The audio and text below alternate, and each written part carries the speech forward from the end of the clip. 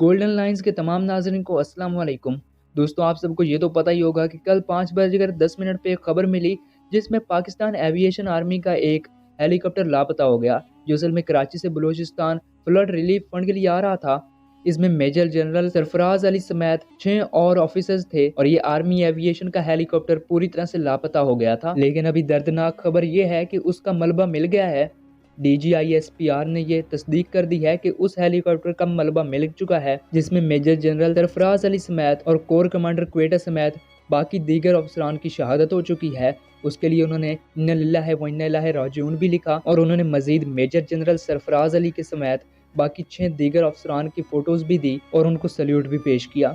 दोस्तों, असल में हेलीकॉप्टर क्रैश हुआ था और उसकी वजह थी मौसमियाती तब्दीली, जिसकी वजह से हेलीकॉप्टर पूरी तरह से क्रैश हो गया।